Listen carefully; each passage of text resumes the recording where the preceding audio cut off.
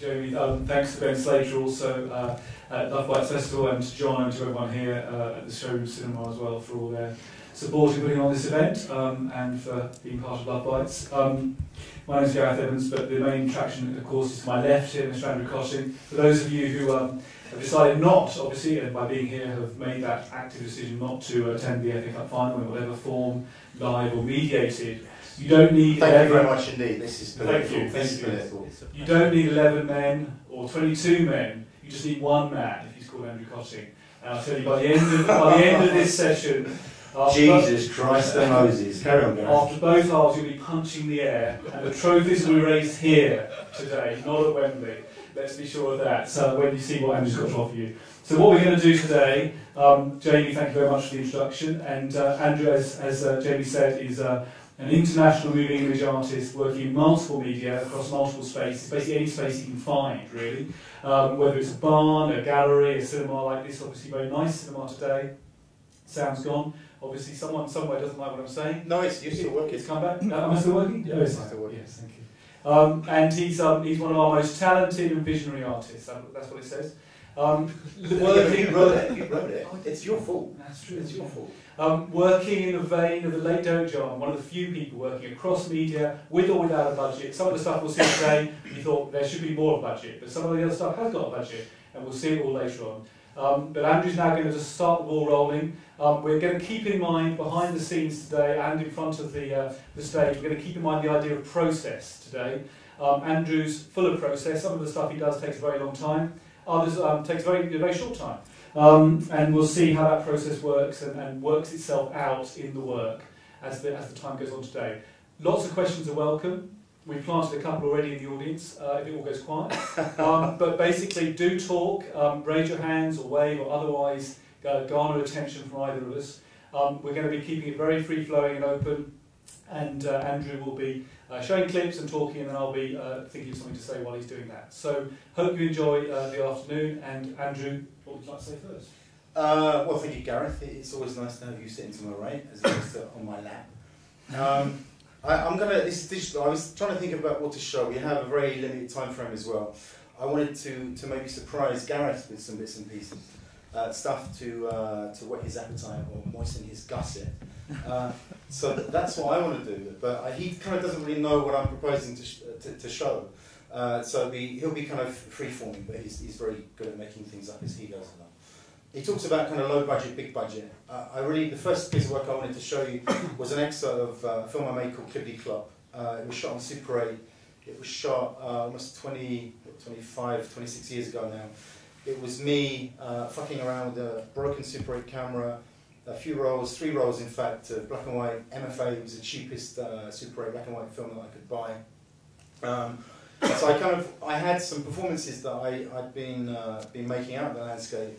I've been inspired by the work of Richard Long, Hamish Fulton, Joseph Boyce, Stuart Brisley, people that I also felt were lacking it. They needed to lighten up a little bit, or seemed to be a little bit precious, a little bit too serious. So this piece of work was very much inspired by what they were doing, but also I think as a homage to the work of, say, Buster Keaton, to the work of the Goons, and certainly Monty Python. So this is me out in the landscape, making earth art, and it's called Kötting Club.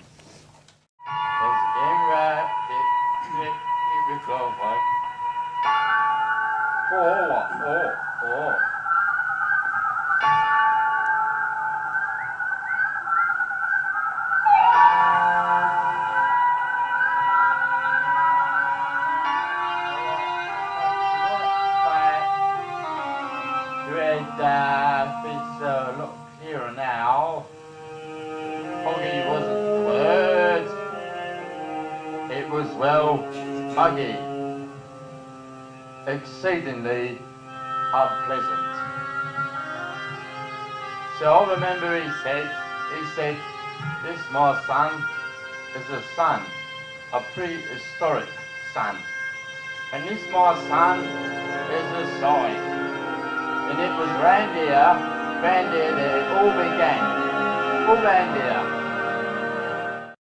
One of the things there that what I was trying to do is that I was inventing reality. It's something that Werner Herzog talks about as his ecstatic kind of reality. is you kind of draw, you drink from real life, but then it's amazing how you can, you know, what's real, what's artifice. It's this notion of being transported by film. I was as a kid into places, or two places that I hadn't been before. And, you know, there's something very mundane about making this trip up and down the River Thames each day and meeting people. And in fact, it was the first time, going back to the digital thing, it's the first time I'd ever experienced kind of what it was like to work non-linear with kind of non-linear technology, and that was cut in something called Lightworks. And to be able to kind of insert stuff, you know, whether it be sound bites, images, and all that again was shot on my Nitso camera, which affords you in-camera kind of the opportunity of shooting single frame, 4 frames, 16 frames, anything like time lapse, suddenly moving into slow motion. And I kind of loved all those textures that the camera Super 8, going out into the landscape and kind of gleaning, and that's pretty well what I was about to do with Galavan. But about 4 years ago, I was in receipt of an AHRC, a grant to kind of to develop ideas of projects, and I had a kind of big project which was just at an embryonic stage, which was bubbling over, and it had been very much inspired by my father's death. My dad died. Everybody is going to experience that at some point. And it had come at a time when we were just beginning to kind of make our peace. His relationship changed drastically when Eden was born. And I certainly remember the first time he ever saw Galavan in the cinema was a deeply kind of emotional kind of connecting for the first time ever. He was a very violent man, a man that meted out a lot of violence to his wife, to my mother, and he had 5 kids, and we lived in abject fear of his very being. And it was something that haunted me. It's haunted all his kids. I mean, 5 kids still alive, and we do carry this legacy around this. And I think in a strange way, it connects with humour. What he couldn't stand, one of the things that flew in the face of him, was just people fucking about. Stop fucking about! It was kind of like one of the things that, as a 3-year-old, it was just, it was there at the table, and it connected. At a really early age, it was like a kind of mad, haunting, mad possession. If you fucked around, then there's a good chance he'd kick the shit out of you. And so we always fucked about, but not in his presence, because it was too dangerous. So he died, and one of the things that I did, I was there, I was editing This Filthy Earth, arrived his deathbed, I took some photographs of him, communed with him. It was Christmas, a little bit busy. He ended up in a chapel of rest, went to the chapel of rest about a week later, took some more photographs. I just knew I needed to make my peace with him. I wanted to use him as a catalyst, as a kind of springboard to make work. And came up with this idea of a project whereby it's kind of very multifarious. There's a bookwork out there, www.deaddad, one word, only one D in the middle, .info. I invited other artists to respond to images of him laid out in the chapel of rest and on his deathbed. And you know, people have been incredibly generous and produced that bookwork, which was again inspired by mapping perception. Other thing I decided to do, this is an inflatable effigy of my dead dad. And I thought it would be quite a nice idea to make an inflatable sculpture and take him to places of significance to either his life, my life, or my life, and commune with him in his space. And this is the road in North London that through research I discovered that my dead dad was conceived in. Right?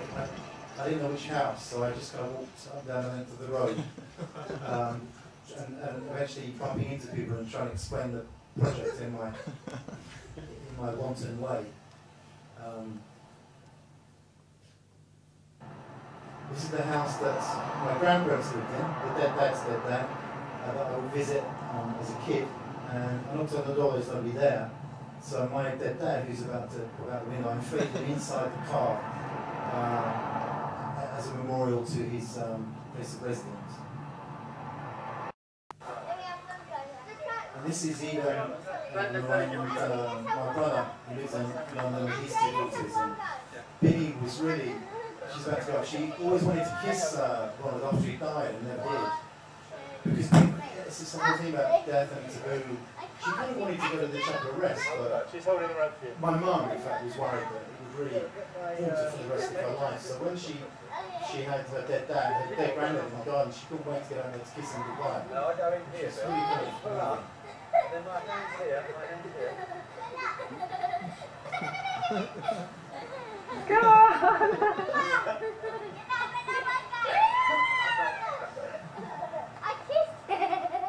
People, we've gone into extra time, but I hope we can all agree that everyone's a winner today. I hope you've enjoyed the afternoon, and I'd just like to ask you to join me in thanking Andrew Kötting for sharing his life and work with us. Thank you very much.